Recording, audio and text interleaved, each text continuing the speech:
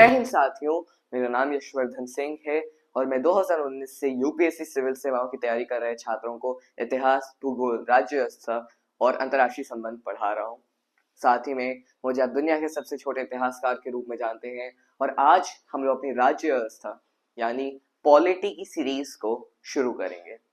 और आज इस पहले लेक्चर में हम लोग का जो पहला टॉपिक होगा वो होगा हिस्टोरिकल अंडरपिनिंग्स का, यानी कि जो हम लोग के संविधान के आने से पहले किन किन चीजों की कहानियां चलती हैं, किस तरीके से हमारा जो पॉलिटिकल सिस्टम या फिर राज्य व्यवस्था जो आज के समय में आप देखते हैं कि किस तरीके से, एक तरीके से कहा जाए तो शेप में आया, किस तरीके से जो हम लोग के फंडामेंटल फीचर्स हैं वो उनका फॉर्म हुआ, उनका फॉर्मेशन हुआ, उनका क्रिएशन हुआ, और किस तरीके से आज से 200 साल पहले के भी एक्ट्स हमारे आज के इस राज्य व्यवस्था को, इस देश को किस तरीके से अफेक्ट करते हैं और क्या फीचर्स आज भी एग्जिस्ट करते हैं और किन चीजों ने हमारे संविधान को इंस्पायर किया। सबसे पहले हम लोग शुरू करेंगे, शुरू से शुरू करते हैं, जो होगा हम लोगों का the advent of the British.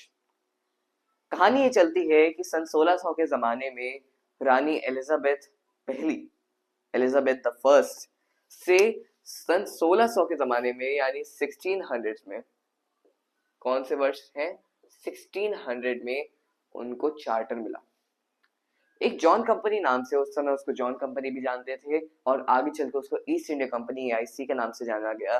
तो जॉन कंपनी के जो ट्रेडर्स थे, कुछ ट्रेडर्स थे, वो लोग गए क्वीन एलिजाबेथ के पास और उन लोगों ने कहा कि रानी जी हमें आपसे चार्टर चाहिए, आपसे परमिशन चाहिए और एक तरीके से कहा जाए तो आपसे मोनोपोली चाहिए कि हम लोग इंडियन रीजन में जो आपका ईस्ट होगा, पूर्वी दिशा में, ये हम ही लोग क्रिएट करेंगे, यानी हमें मोनोपोली चाहिए, साथ ही में हमें परमिशन चाहिए कि आप हमें परमिशन दे कि हम लोग जाए और ट्रेड करें। और एक तरीके से कहा जाए तो फिर यूके के जो गवर्नमेंट है उसको एक तरीके से रिप्रेजेंट करे। तो आप देखेंगे कि किस तरीके से, जब मैं प्योर हिस्ट्री में जा नहीं रहा हूँ, तो आप देखेंगे कि 1600 में आते आते कई सारी फैक्ट्रीज खोली गई, अलग अलग चीजें हुई, लोगों ने व्यापार शुरू किया, चाइना गए, साउथ ईस्ट एशिया आए, इंडिया आए और आसपास के कई सारे रीजन्स में इन्होंने जाके अपना ट्रेड, अपना बिजनेस स्टार्ट किया। ठीक है, वो तो खैर नॉर्मल चीज है। तो फिर एक कंपनी और करती भी क्या है, ट्रेड ही तो करती है। तो आप देखेंगे कि पूरा का पूरा 1600 और कहा जाए तो 1700 का जो पहला हिस्सा यानी स्टार्टिंग के 50 साल गए, वो सारे के सारे एक्सपेंशन में गए कि किस तरीके से हम लोग अपने ट्रेड को और बढ़ा सकते हैं, किस तरीके से अपना इन्फ्लुएंस और बढ़ा सकते हैं। धीमे धीमे करके इन्होंने एक बहाना निकाला कि भाई साहब हमें तो सिक्योरिटी चाहिए, क्या पता हमें कौन अटैक करे। मैं प्योर हिस्ट्री में नहीं जा रहा, मॉडर्न हिस्ट्री में हम लोग बहुत डिटेल में पढ़ेंगे, एक एक चीज को पढ़ेंगे, बट अभी क्योंकि हम लोग पॉलिटी पढ़ रहे हैं तो हम लोग को एक शॉर्ट में थीमेटिक अंडरस्टैंडिंग चाहिए। तो इन लोगों ने क्या किया, अपना धीमे धीमे करके सेनाएं बनाई और धीमे धीमे जो इंडियन पॉलिटिक्स थी उसको इन लोगों ने इन्फ्लुएंस करना शुरू किया।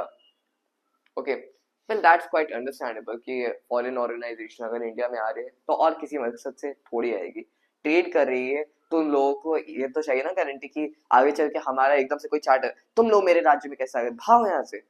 अपने ट्रेड की सिक्योरिटी चाहिए तो आपको अलग अलग टेक्निक्स निकालनी पड़ेगी।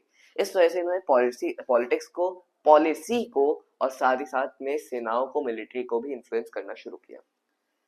अब अगर हम लोग देखें तो लोग कई बार इस चीज को नहीं समझ पाते, जिससे मुझे कई बार थोड़ा सा अजीब भी लगता है। खैर एक जमाने में मैं भी नहीं समझ पाता था, लेकिन धीमे धीमे करके अंडरस्टैंडिंग बनती है कि ईस्ट इंडिया कंपनी दरअसल कोई अडानी या फिर रिलायंस जैसी कोई कंपनी नहीं थी। टाटा हो गए, रिलायंस हो गए, ये सब कंपनीज है, बट ये टोटली टोटली क्या है, प्राइवेट है, ये कोई सरकारी नहीं है। कहा जाए तो सरकारी भी कंपनियां हैं, जैसे BSNL आपका, एयर इंडिया था बट अब नहीं है क्योंकि वो टाटा के हाथ में चला गया।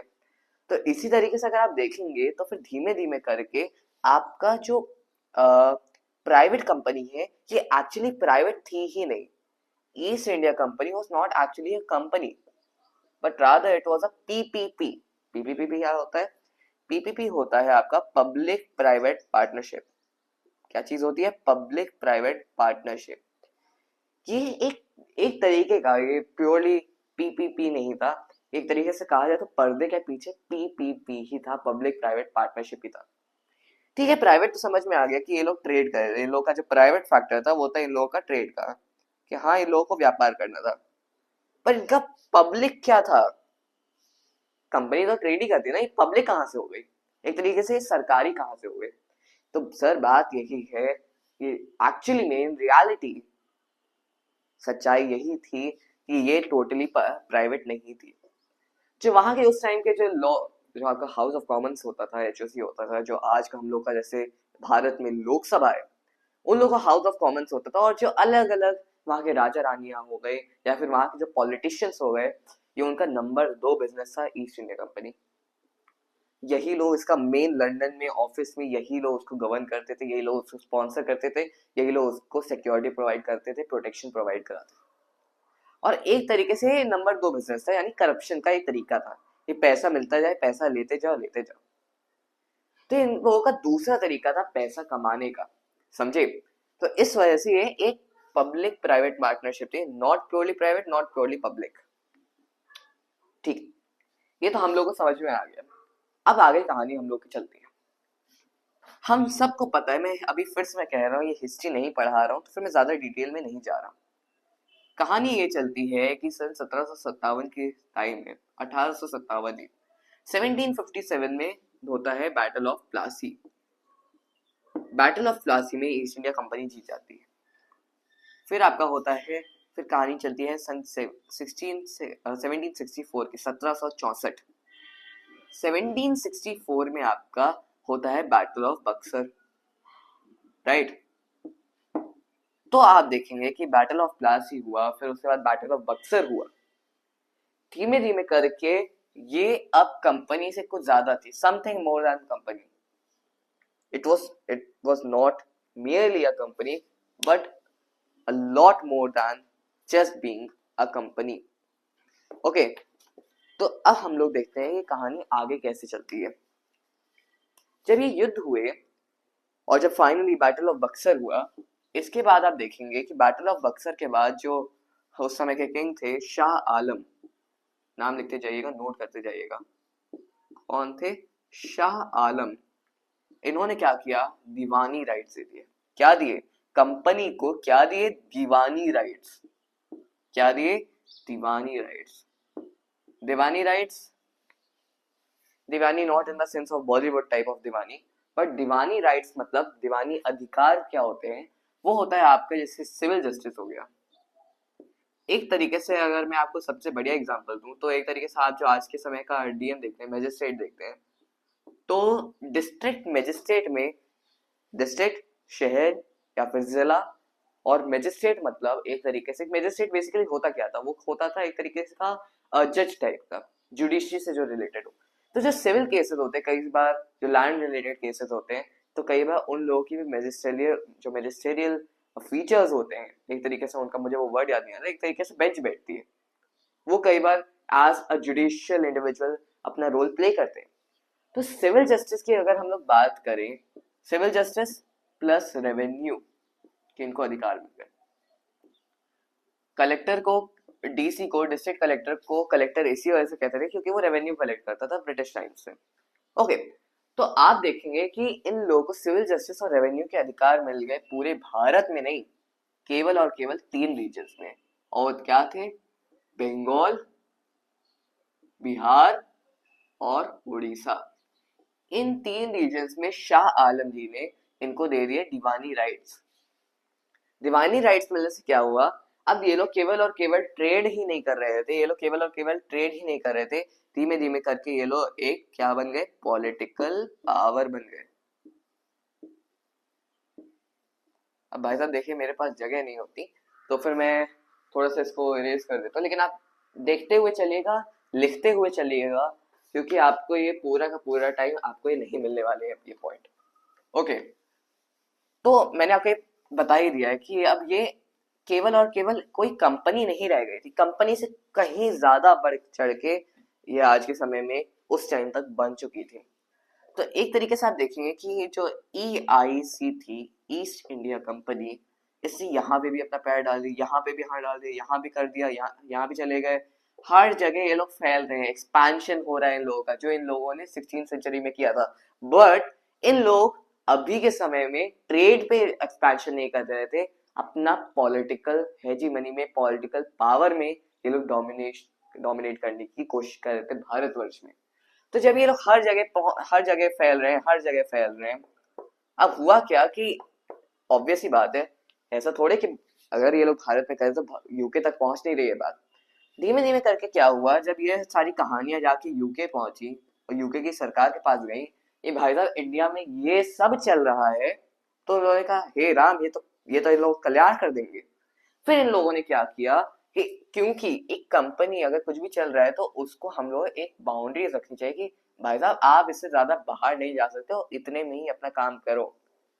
तो यूके की सरकार ने इनके लिए बाउंड्रीज बनाने के लिए कि आप इससे बाहर नहीं जा सकते और आपकी आइडेंटिटी क्या है, आप कैसे फंक्शन करोगे, आप हो क्या, तो सारे के सारे क्वेश्चंस को दूर करने के लिए इन लोगों ने बाउंड्री डालने का सोचा। और इसी तरीके से आप देखेंगे कि यूके का जो लोकसभा था यानी हाउस ऑफ कॉमन्स में एक कमिटी बनी इसके ऊपर कि किस तरीके से हम लोग जॉन कंपनी, जिसको ईस्ट इंडिया कंपनी के नाम से भी आप जानते हैं, इसको किस तरीके से ये सर्कलिंग करें, इनका एनसर्कलमेंट करें, इन लोगों के पावर्स को किस तरीके से हम लोग डिफाइन कर सकते हैं।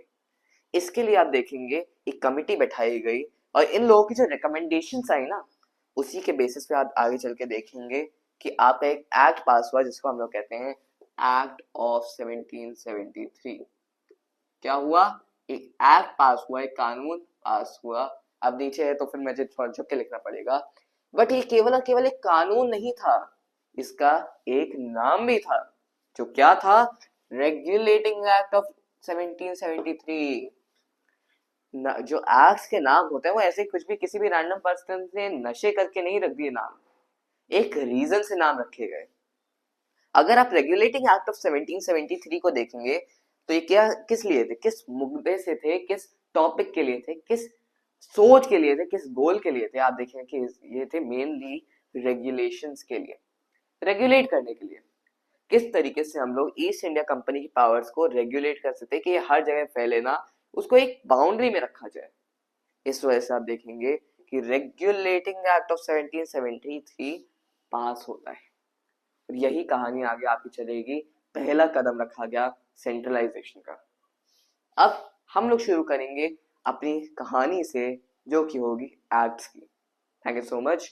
अब मैं जाऊंगा रेगुलेटिंग एक्ट ऑफ 1773 पे, चलिए चलते हैं।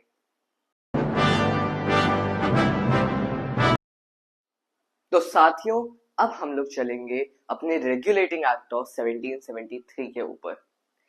जैसा कि मैंने आपको बताया कि इन लोगों ने पहली बार सरकार ने, जो अंग्रेजी सरकार थी, ब्रिटिश गवर्नमेंट, उसने पहला कदम चुना, पहला कदम उठाया इन 3 मुद्दों के ऊपर। ये पहला कदम था सेंट्रलाइज करने के लिए एडमिनिस्ट्रेशन की, किस तरीके से सरकार चलेगी, किस तरीके से रूल होगा और जो रूलर्स होंगे वो किस तरीके से रूल करेंगे, इस चीज पे किस तरीके से गवर्नेंस होगा, किस तरीके से होगा, इन सब चीजों को कंट्रोल करने के लिए पहला कदम रखा गया और फाउंडेशन बनी एक सेंट्रलाइज एडमिनिस्ट्रेशन की, जहां पे पावर्स एक हैंड में होंगी, हर किसी के पास नहीं होगी, फैली नहीं होगी पावर, बल्कि एक जगह पे होगी और बाकी सब जगहों पे इसका एक तरीके से आप कह सकते हैं कि ये सब इसके अंडर आएंगे। ओके, सिंपल सी चीज।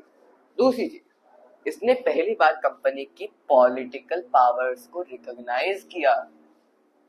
मतलब यानी तब तक सरकारी कागजातों में तब तक यही लिखा होता था कि कंपनी तो कंपनी है, ये तो ट्रेड कर रही है, ये तो मर्चेंट्स है, यानी ये तो रूल कर ही नहीं रहे हैं, इन लोगों के पास तो सेनाएं ही नहीं है। इसने पहली बार रिकॉग्नाइज किया कि ये लोग पहली बार रूल करें, तभी आप देखेंगे कि let foundations for the centralised administration, यानी पहली बार पॉलिटिकल, राजनीतिक शक्तियां जो इस कंपनी के पास थी, एआईसी के पास, उनको इसने माना कि हाँ ठीक है, इसके पास राजनीतिक प्लस एडमिनिस्ट्रेटिव शक्तियां हैं, प्रशासनिक इसके पास शक्तियां हैं। और पहली बार, ऑब्वियसली बात है, ये तभी तो इसका पूरा एक्ट ही आया कि पहली बार सरकार ने इंटरफेयर किया कंपनी के मुद्दों पे। कंपनी के मुद्दे तब तक सरकार से अलग रहते थे, लेकिन जैसे ही ये एक्ट पास हुआ तो एक तरीके से आप कह सकते हैं कि कमेटी के निर्माण से ही ये चीज क्लियर हो गई थी कि अब सरकार कंपनी के मैटर्स में, कंपनी के एक तरीके से कहा जाए तो फिर किस तरीके से पूरी कंपनी में ही इंटरफेयर कर रही है, किस तरीके से रेगुलेट करेगी। रेगुलेट क्या कर सकती है, अपर बॉडी तो रेगुलेट कर सकती है ना भाई, कोई लोअर बॉडी थोड़ी रेगुलेट करेगी। ठीक है, तो इसमें रेगुलेशंस लाई गई और एक तरीके से कह देते हैं कि पहली बार कंपनी के मैटर्स में सरकार ने इंटरफेयर किया। आप देखेंगे कि सुप्रीम कोर्ट का निर्माण हुआ कलकत्ता में, फोर्ट विलियम्स में। और इसके पहले जो आप देखेंगे कि चीफ जस्टिस है वो चीफ जस्टिस एलाया थे। ओके, फिर आप देखेंगे कि इसका कलकत्ता में निर्माण हुआ, लेकिन ये तुरंत इस एक्ट के पास होते हुए, सॉरी, इस एक्ट के पास होते नहीं हो गया था। ये आपका हुआ था 1774 में, अगले साल सन 1774 तक आते आते यहाँ पे फोर्ट विलियम्स में कलकत्ता में सुप्रीम कोर्ट का निर्माण हो चुका था। आगे आप देखेंगे कि गवर्नर ऑफ बंगाल अब गवर्नर नहीं रह गया था, अब वो हो गया था जीजी ऑफ बंगाल। जीजी यानी गवर्नर जनरल ऑफ बंगाल, कि अब उसका नाम भी बढ़ गया था, साथ में अभी हम लोग देखेंगे कि उसकी शक्तियां भी बढ़ चुकी थी अभी तक, इस समय तक आते आते। फिर आप देखेंगे कि जो यहाँ का गवर्नर जनरल था ना, गवर्नर जनरल ऑफ बंगाल, जिसका पहला, जो आगे चल के आप देखेंगे कि वॉरेन हेस्टिंग्स ही था, पहला गवर्नर जनरल ऑफ बंगाल था वॉरेन हेस्टिंग्स, याद रखिएगा।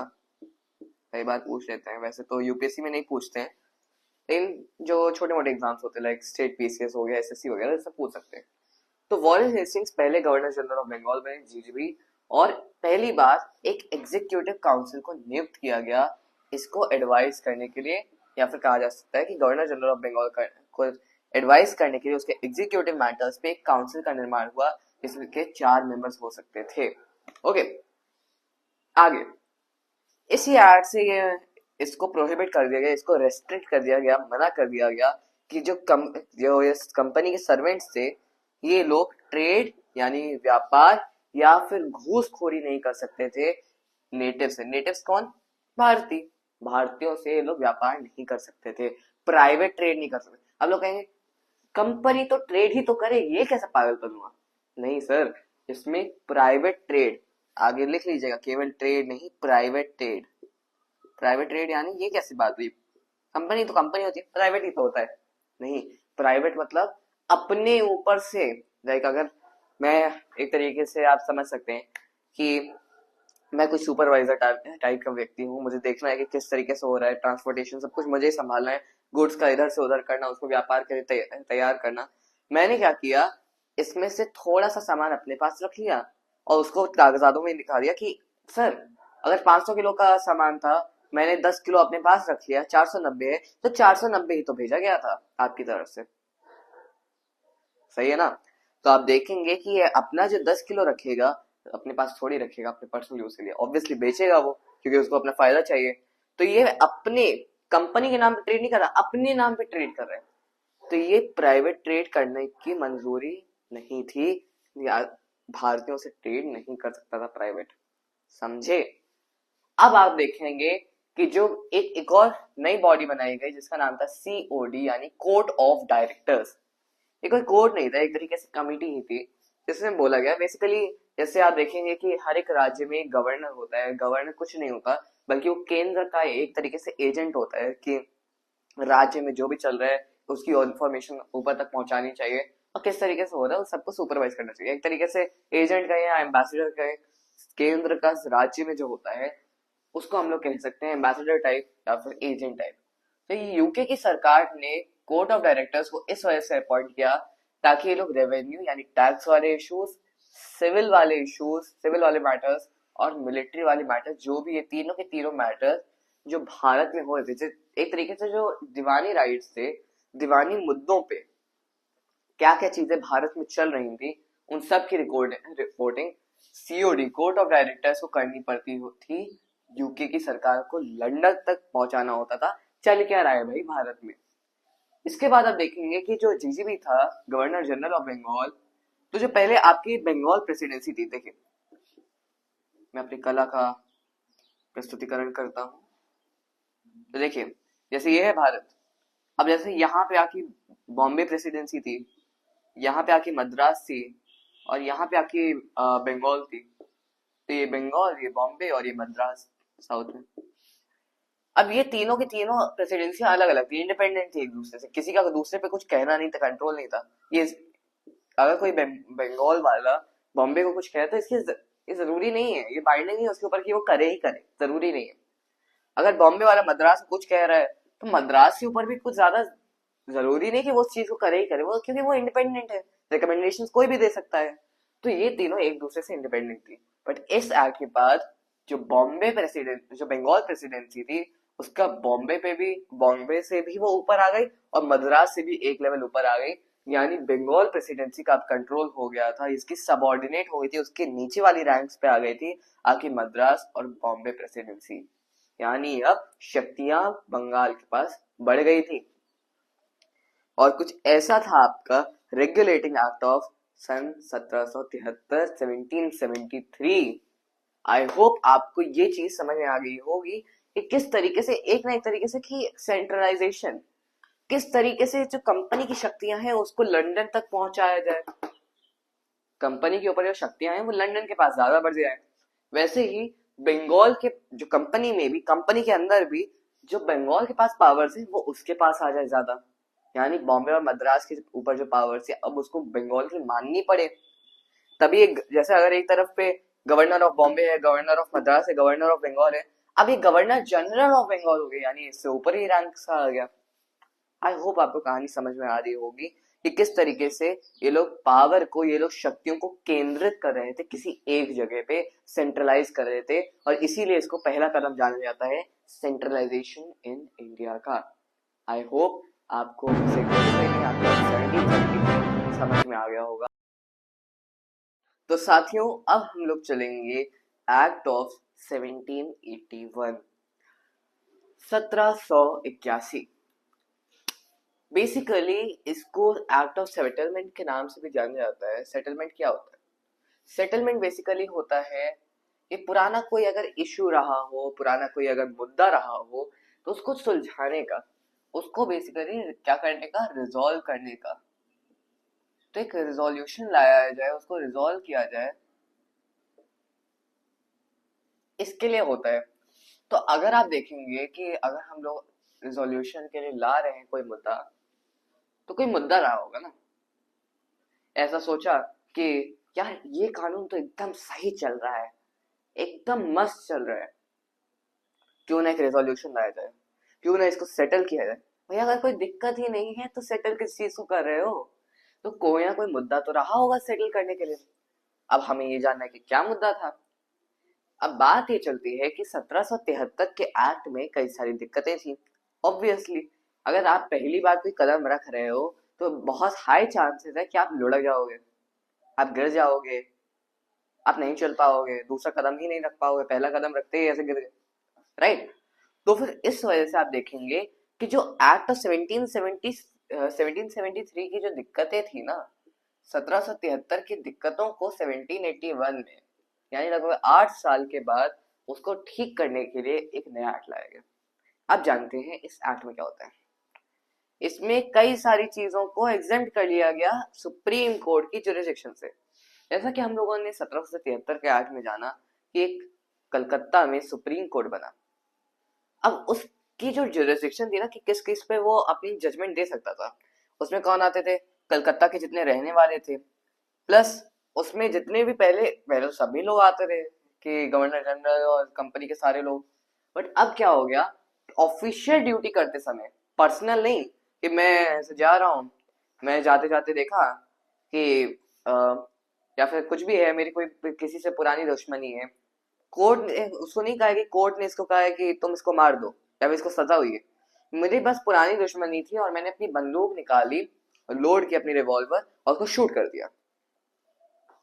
ऐसी चीज में आप उसको ऑफिशियल ड्यूटी तो कहोगे नहीं, क्योंकि वो तो आपकी पर्सनल दुश्मनी थी। तो जब आप ऑफिशियल काम कर रहे हो, जब पर्सनल काम नहीं कर रहे हो, पर्सनल कर रहे हो तो फिर तो आप सुप्रीम कोर्ट की जुरिडिक्शन के अंदर आओगे। बट अगर आप ऑफिशियल काम नहीं कर रहे हो, अगर आप अपना पर्सनल ड्यूटी में कर रहे हो कोई भी काम, तो फिर आप उससे एग्जेम्पशन मिल जाएगा। किसको किसको?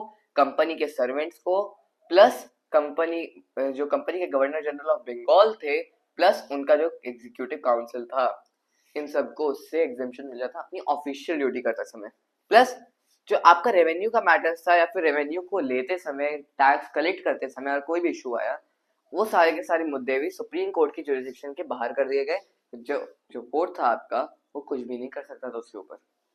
फिर क्या, आप आगे देखेंगे कि अब जो सुप्रीम कोर्ट था ना, ये अलग अलग जो, जैसे अगर मुस्लिम है तो उसको मोहम्मदन लॉ के अंडर लाया जाएगा, उसके पर्सनल लॉ, उसका जो उसके धर्म में जो कानून है, लाइक शरीयत हो गया, हदीस हो गया, जो अलग अलग जो भी लॉज होते हैं, उन सब के अकॉर्डिंग उनके पर्सनल लॉज के तहत उनके ऊपर केस चलाया जाएगा। हिंदू है तो हिंदू लॉ के अनुसार, मनुस्मृति वगैरह जो भी उस टाइम रही हो, उस टाइम के कानून, रिलीजियस लॉज, तो हर किसी को उसके धर्म के अकॉर्डिंग करना चाहिए, ब्रिटिश लॉ के अकॉर्डिंग नहीं। ऑब्वियसली ब्रिटिश लॉ तो रहेगा ही, लेकिन ज्यादा से ज्यादा कोशिश करी जाएगी कि उसके पर्सनल लॉ के ऊपर उसको क्या किया जाए, उसके ऊपर केस चलाया जाए। आगे आप देखेंगे कि जो प्रोविंशियल कोर्ट्स और काउंसिल्स थे, इनसे जो भी अपील होती थी वो सीधा सुप्रीम कोर्ट नहीं, गवर्नर जनरल इन काउंसिल के पास आएगी। यानी सुप्रीम जुडिशरी की पावर डाउन जा रही है, गवर्नर जनरल की पावर अप जा रही है। उसको सुप्रीम कोर्ट से उसको फ्री हैंड मिल गया ऑफिशियल पावर्स में, उसको प्रोविंशियल कोर्ट्स और काउंसिल्स के ऊपर रेगुलेशन वगैरह कोई भी लॉ वगैरह बनाने तो उसके ऊपर पावर आ गया। और क्या चाहिए यार बंदे को, सुप्रीम कोर्ट से कोई डर ही नहीं है इसको ऑफिशियल ड्यूटीज करते समय। तो आप देखेंगे कि एक्ट ऑफ 1781 से पहले, अब जो मेरा थीसिस है कि हो सकता है कि जो एग्जीक्यूटिव है, क्योंकि जुडिशरी जब एक बार आ जाता है हाथ में पावर, तो फिर पावर के ऊपर यूज कर दी जाती है, जो जुडिशरी का काम होता है। अब जुडिशरी ने कुछ किया होगा, अब धीमे धीमे एग्जीक्यूटिव को डर लगने लगा कि भाई साहब ये तो कुछ भी कर देता है, अनएक्सपेक्टेड चीजें, तो इससे अच्छा है कि अपन लोगों को इसके ऊपर ही पावर्स चाहिए, इसके ऊपर जाना है कि हमारे ऊपर कह ही ना पाए ऑफिशियल ड्यूटी करते समय। इस वजह से 1781 में जो दिक्कतें थी पुराने एक्ट से, पिछले एक्ट की, उनको सही करने के लिए एक्ट ऑफ सेटलमेंट रिजोल्यूशन के लिए लाया गया। आई होप आपको एक्ट ऑफ 1781 सही से समझ में आया होगा। तो साथियों, अब हम लोग चलेंगे अपने अगले एक्ट के ऊपर, जो कि होगा Pitt's India act of 1784। Act of 1781 के 3 साल बाद, 3 वर्षों के बाद ही आपका पिट्स इंडिया एक्ट ऑफ 1784 आ गया। अब देखते हैं ये क्या था। इसमें सेंट्रलाइजेशन और भी ज्यादा बढ़ गया भैया। अब क्या हुआ सेंट्रलाइजेशन के चक्कर में, पहले ये हुआ कि British possessions in India, possessions मतलब आपके जो कंट्रोल में है, समझे, जिस चीज के आपका कंट्रोल है, तो जो कंपनी की जो टेरिटरीज थी, यानी भारतवर्ष में, हिंदुस्तान में, जो भी आपकी ब्रिटिश टेरिटरीज उस समय में रही होंगी कंपनी की, उन सब की सबको क्या बता दिया गया कि ये तो सरकारी हैं, ये तो ब्रिटिश पोजीशन है, सरकार की हैं। यानी ये कह दिया गया कि, प्लस ये चीज तो कही ही गई कि आपका ये ब्रिटिश पोजीशन हो जाएंगे। दूसरी चीज कि ईआईसी कंपनी के ऊपर सुप्रीम कंट्रोल सरकार का है, ब्रिटेन का है। यानी अब धीमे धीमे करके सरकार जो है वो ईस्ट इंडिया कंपनी के मामलों में अपने हाथ डालना शुरू कर रही है, उसके ऊपर कंट्रोल जमाना शुरू हो चुका है, और बहुत बहुत तेजी से हो रहा है, समझे। अब एक और चीज इसमें, दूसरा प्रोविजन जो कि इंपॉर्टेंट था, वो ये लाया गया कि जो ईस्ट इंडिया कंपनी है, उसका जो पहले आपने देखा होगा कि पहले 1773 के एक्ट से सीओडी के पास उसके रेवेन्यू सिविल और मिलिट्री कामों में उसका इंटरफेरेंस था। बट अब पूरी का पूरा जो कि आपका कमर्शियल यानी जो ट्रेड वाला पार्ट था, वो सारा का सारा दे दिया गया सीओडी को, और बाकी जो आपका पॉलिटिकल वाला यानी मिलिट्री रेवेन्यू सिविल वाला हिस्सा था, वो सबका सब आपको दे दिया गया एक नई ऑर्गेनाइजेशन को, जिसका नाम था बोर्ड ऑफ कंट्रोल, बीओसी। तो अब दो, मतलब एक तरीके से इसको डबल गवर्नमेंट सिस्टम भी कहते हैं डायरेक्टली। तो फिर अब इसमें क्या हुआ कि आपका बोर्ड ऑफ कंट्रोल है, कोर्ट ऑफ डायरेक्टर्स, दो मेन इंपॉर्टेंट ऑर्गेनाइजेशन बन गई, जो कि इसको लुक आफ्टर करेंगी पॉलिटिकल और कमर्शियल चीजों को। ये था आपका पिट्स इंडिया एक्ट ऑफ 1784, जिसमें इस चीज से, इसी एक्ट से आपका डबल गवर्नमेंट नाम का एक नई चीज की शुरुआत हुई, बोर्ड ऑफ कंट्रोल और सीओडी के इस्टेब्लिशमेंट से। आई होप आपको फाइनली जाके एक कॉन्सेप्ट भी समझ में आ गया होगा।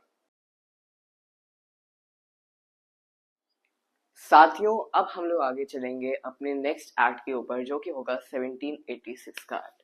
बेसिकली जब लॉर्ड कॉर्नवालिस जब इंडिया आते हैं, जो कि अमेरिकन रेवोल्यूशन में जॉर्ज वॉशिंगटन से हारे हुए थे, तो लॉर्ड कॉर्नवालिस जब भारत आते हैं तो वो दो डिमांड करते हैं कि पहली बात तो उनको कमांडर इन चीफ बनाया जाए इंडिया में मिलिट्री का, और दूसरी चीज ये कि कभी कभी उनको स्पेशल केसेस में ये भी पावर होनी चाहिए कि जो उनका जो एग्जीक्यूटिव काउंसिल है उसके डिसीजंस को वो ओवरराइड कर दें।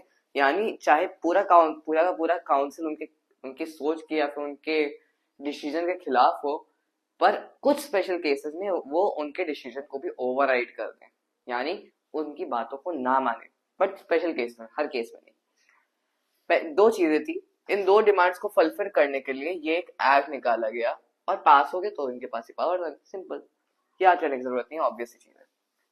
अब आता है आपका चार्टर एक्ट ऑफ, यहाँ पे एक्ट नहीं लिखा, चार्टर ऑफ 1793 हो गया, चार्टर एक्ट ऑफ 1793। अब अभी तक जो एक्ट आए थे वो रेगुलेटिंग एक्ट एक आया, फिर उसके बाद से एक्ट ऑफ आ रहे थे, ये एकदम से चार्टर एक्ट कहां से आ गया भैया? अब जैसा कि मैंने बताया कि हर एक एक्ट में कुछ ना कुछ नाम से तो रिलेशन होता है। तो चार्टर एक्ट में क्या हुआ कि स्टार्टिंग में 15 साल की मोनोपोली थी, बट यहां तक आते आते 1773 के एक्ट से हर 20-20 साल में आप देखेंगे कि मोनोपोली बढ़ती जाएगी राजा रानी की तरफ से, कि आपको एक्सक्लूसिव राइट होगा भारत में ट्रेड करने का, पूर्वी दिशा में ट्रेड करने का। तभी आप देखेंगे कि 1773 से 20 साल आगे चलेंगे, 93 आ गया, ये एक्ट आया चार्टर एक्ट। फिर 20 साल आगे चलेंगे, फिर आएगा 1813, फिर आगे 1833, फिर 20 साल आगे चलेंगे, फिर आएगा आपका 1853। 4 साल के बाद हो गया आपका बहुत बड़ा संघर्ष, आपका हो गया रिवोल्ट ऑफ 1857, क्रांति हो गई भाई भारत में, संभाल नहीं पाए, राजा रानी ने अपने अंडर ले लिया। तो 1858 के एक्ट के साथ, गुड गवर्नेंस एक्ट के साथ, ये पूरा रूल था कंपनी का, ये चला गया यहाँ पे टोटली सरकार के पास, और ये क्राउन के पास, राजा रानी के पास सीधा चला गया। तो अभी तक जो अनऑफिशियली था, अब वो ऑफिशियल हो गया था। तभी यहाँ देखें हर 20 साल में ये बढ़ते रहे, तो 1773 के 20 साल बाद आके मोनोपोली को एक्सटेंड कर दिया, ऑब्वियसली बात। आगे जिस कमांडर इन चीफ था, जरूरी नहीं कि वो काउंसिल का मेंबर हो, ऐसा नहीं कि हो ही नहीं सकता, हो सकता है अगर वो अपॉइंट किया जाए तो फिर तो हो ही सकता है, पर अगर वो अपॉइंट नहीं किया जाता तो फिर ऑटोमेटिकली जो कमांडर इन चीफ होगा वो मेंबर नहीं बन जाएगा काउंसिल का, ठीक है। दूसरी चीज, जो गवर्नर जनरल ऑफ बंगाल था, जीजीबी, इन भाई साहब की जो पावर्स थी वो बाकी के दो प्रेसिडेंसीज के ऊपर बढ़ा दी गई और इंक्रीज कर दी गई पावर्स। प्लस जितने भी आगे आने वाली गवर्नर जनरल ऑफ बंगाल से और जो गवर्नर थे बाकी दो प्रेसिडेंसीज के, जो ये वाली पावर थी ना कि स्पेशल केसेस में काउंसिल के डिसीजंस को ओवरराइड करने की, ये फ्यूचर के सारे गवर्नर्स और गवर्नर जनरल्स ऑफ बंगाल के ऊपर भी एक्सटेंड कर दी गई, केवल कॉर्नवालिस के ऊपर ही नहीं। और आखिर में जो बोर्ड ऑफ कंट्रोल था आपके मिलिट्री और एडमिनिस्ट्रेटिव और पॉलिटिकल मैटर से, जिसको अपॉइंट किया गया था, इसको जो अधिकारी थे और जो सर्वेंट्स थे और जो एम्प्लॉयज थे, जो स्टाफ था, उसको भारतीय रेवेन्यू से ही पेमेंट मिलेगी, यूके के अपने पर्सनल या फिर ईआईसी के जो पर्सनल रेवेन्यू से उनसे नहीं, क्योंकि जो भारत टैक्स कलेक्ट हुआ है उसी से इन लोगों की भी पेमेंट, इन लोगों को भी सैलरी मिलेगी। आई होप आपको ये दोनों एक्ट भी इजीली समझ में आ गए होंगे। तो साथियों, अब हम लोग आगे चलेंगे अपने अगले चार्टर एक्ट के ऊपर, जो कि होगा चार्टर एक्ट ऑफ 1813। जैसा कि मैंने बताया कि 20 साल बाद लाया गया जाएगा, बट इस बार कुछ बहुत बड़ी ट्रेजेडी हो गई कंपनी के लिए। क्या हुआ? कंपनी की मोनोपोली जो थी ट्रेड के ऊपर भारत में, वो खत्म हो गई, बट पूरी तरीके से खत्म नहीं हुई। चाइना के ऊपर, जो ये लोग चीन से जो चाय का ट्रेड करते थे, उस पे तो मोनोपोली थी कि यही लोग ट्रेड कर सकते हैं चाइना में चाय का, बट भारत में ट्रेड के लिए, भारत में सारे टाइप्स के ट्रेड के लिए बाकी सारे मर्चेंट्स को भी खोल दिया गया कि आप ईआईसी भाई साहब, आप अकेले नहीं होंगे व्यापार करने के लिए, और भी लोग हो सकते हैं। ये बहुत बड़ा बदलाव हुआ और इससे कंपनी की पावर बहुत घट गई। उसी तरीके से जो आप देखेंगे कि जो क्राउन की सोवरेनिटी थी, जो क्राउन की शक्तियां थी ईआईसी की टेरिटरीज के ऊपर, कंपनी की जो ओनरशिप, जो उसके पोजीशन में जो लैंड था, जो टेरिटरीज थी भारत में, उसको फिर से ये असर्ट किया गया कि वो क्राउन का है, उनका नहीं है। फिर लोकल गवर्नमेंट जो होती थी उसके ऊपर उसको ये बोल दिया गया कि अब आप टैक्सेस लगा सकते हैं लोगों पे, प्लस अगर वो नहीं देते हैं तो उस पे आप एक तरीके से वो कहते हैं उसे पनिशमेंट भी लगा सकते हैं, उनको पनिश करने का आपको राइट दे दिया गया है। प्लस अब वेस्टर्न एजुकेशन को भारत में लाया जाएगा, जिसके आपको अगर याद होगा कि आपका जो ब्रिटिश पाउंड्स था, ब्रिटिश पाउंड्स में 1 लाख ब्रिटिश पाउंड्स का भारत में इन्वेस्टमेंट होता है वेस्टर्न एजुकेशन को लाने के लिए। फिर आप देखेंगे कि ईसाई मिशनरीज, क्रिश्चियन मिशनरीज को भारत में बोल दिया जाता है कि अब आप लोग आ सकते हैं। तभी आप देखेंगे, मैं अपने शहर का बता सकता हूँ क्योंकि मैंने अपने शहर की हिस्ट्री पे रिसर्च की है कि अलग अलग मिशनरीज 1830 तक कानपुर में मेजर चर्चेस और मेजर मिशनरीज, यानी जो आपकी society for propagation of gospel SPG, वो कानपुर में अपने स्टेशन खोल चुकी थी 1820s 1830s तक। आते आते 1810 से मिशनरीज का आना शुरू हो गया था। अब आप देखेंगे कि बहुत ज्यादा मेजर बदलाव लाए जा रहे हैं जो कि आगे आने वाले इतिहास तक को भी बहुत बड़े तरीके से इफेक्ट करने वाले हैं। आई होप आपको ये हिस्टोरिक चार्टर एक्ट ऑफ 1813 समझ में आ गया होगा। साथियों, अब मैं चलना चाहूंगा हमारे अगले एक्ट के ऊपर, और जो दूसरा सबसे आखिरी एक्ट है कंपनी के तहत सन 1833 का, जिसका सबसे ज्यादा वक्त बदल दिया, जज्बात बदल दिया वाला मुद्दा था, वो था इसको टोटली एडमिनिस्ट्रेटिव कर दिया गया। इसकी जो चीन में जो इसकी चाय की भी जो मोनोपोली थी ना, अब वो भी खत्म हो गई भाई साहब। अब ये टोटली पॉलिटिकल या फिर कहा जाता एडमिनिस्ट्रेटिव ऑर्गेनाइजेशन बन के रह गई थी। Governor general of Bengal GGB भाई साहब अब जीजीआई हो गए थे, और ये पहले जो बनने वाले थे वो थे विलियम बेंटिक। और एक तरीके से कहा जाए तो जितनी भी आपकी लेजिस्लेटिव पावर्स थी ना, वो सारी की सारी अब बॉम्बे और मद्रास के पास भी नहीं थी।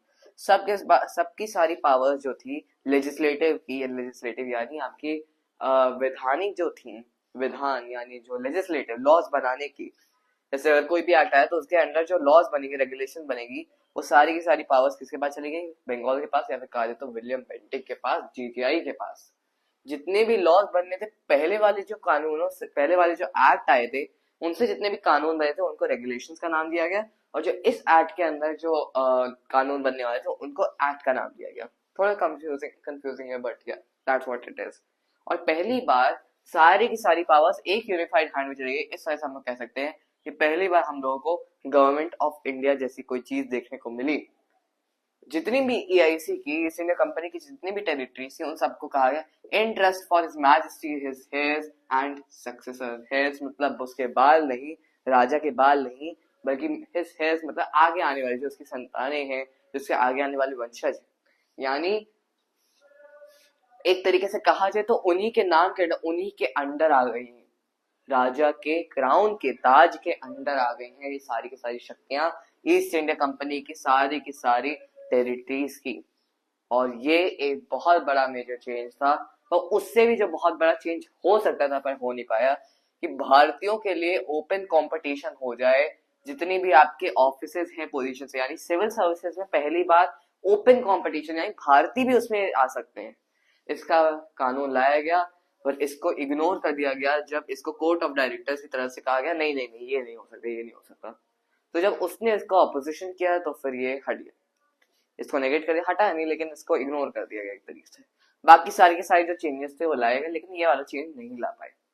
ये था आपका 1833 का कानून। अगला और आखिरी कंपनी रूल के अंदर जो कानून होगा वो होगा चार्टर एक्ट ऑफ 1853। देखते हैं अब उसे। साथियों, अब हम लोग देखें कि किस तरीके से आखिरी चार्टर एक्ट आता है इस चार्टर एक्ट्स की सीरीज में। सन 1853 में 1853 में आते आते कंपनी के पावर बहुत ही बुरी हालत में हो गई थी। कैसे? अब जो पूरी की पूरी कंपनी का शासन चल रहा था वो भी भगवान भरोसे नहीं, क्राउन भरोसे चल रहा था भाई साहब। इन लोगों का क्राउन भरोसे तो रूल चल रहा था, और जब भी पार्लियामेंट का मन करता, जब भी वहां की जो पार्लियामेंट थी, वहां की जो संसद थी, उसका मन करता तब वो उसका रूल जो था उसको टर्मिनेट कर देते, उसको हटा देते और अपना रूल ले आते सरकार का। आप देखेंगे कि इसी के थ्रू आप देखेंगे कि जो इंडियन रिप्रेजेंटेशन है उसको लेजिस्लेटिव काउंसिल, अब ये लेजिस्लेटिव काउंसिल कहाँ से आ गया? अगर आप देखें कि आईसीएलएस, इंडियन सेंट्रल लेजिस्लेटिव काउंसिल की इसमें फॉर्मेशन हुआ, जो कि गवर्नर जनरल ऑफ इंडिया के लिए एक नया लेजिस्लेटिव काउंसिल लाया गया, और ये मिनी पार्लियामेंट के रूप में काम कर रहा था, जिसके सारे के सारे प्रोसीजर्स ब्रिटिश पार्लियामेंट के रूप में ही होते थे, बट वो इंडिया तक के लिए ही था, पूरी के पूरी दुनिया के लिए नहीं था, जहां पे भी ब्रिटेन का रूल चल रहा, केवल और केवल इंडिया के लिए। तो ये मिनी पार्लियामेंट में एक तरीके से इस लेजिस्लेटिव काउंसिल में रिप्रेजेंटेशन की बात की गई भारतीयों के लिए, ओपन कंपटीशन कर दिया गया, जिसकी 1833 में भी बात की गई थी बट इग्नोर कर दिया गया था। मैकॉले कमिटी सिविल सर्विसेज के ऊपर लाई गई सर 1854 पे कि किस तरीके से हम लोग भारतीयों को भी सिविल सर्विसेज में ला सकते हैं।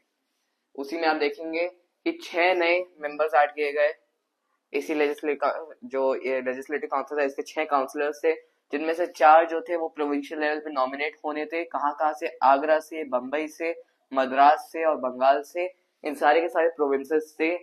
आप देखेंगे कि नॉमिनेशन होने के बाद, नॉमिनेट होके ऑल इंडिया जो आपका आईसीएल था, इंडियन सेंट्रल लेजिस्लेटिव काउंसिल, उसमें ये लोग आ सकते थे, आईसीएलसी। ओके, तो कुछ इस तरीके से आपका आखिरी चार्टर एक्ट आता है, और कुछ इस तरीके से कंपनी रूल का कहा जाए तो सेमी फाइनल होता है, बट ये किसी तरीके से पार कर जाती है। अब देखेंगे फिनाले में क्या होता है। 1857 की क्रांति के बाद ऐसा क्या बदलाव आता है कि कंपनी का रूल जो था वही खत्म हो जाता है भैया। अब हम लोग मिलेंगे अपने नेक्स्ट पार्ट में हिस्टोरिकल अंडरपिनिंग्स के, जिसमें हम लोग देखेंगे कि किस तरीके से क्राउन रूल को लाया जाता है, और अब ताज का, राजा का शासन भारत में शुरू होता है। मिलेंगे नेक्स्ट लेक्चर में। आई होप आपको जो भी मैंने इस लेक्चर में बताया, आई होप आपको समझ में आया होगा अच्छे से। मिलेंगे नेक्स्ट लेक्चर में, तब तक के लिए थैंक यू सो मच। जय हिंद।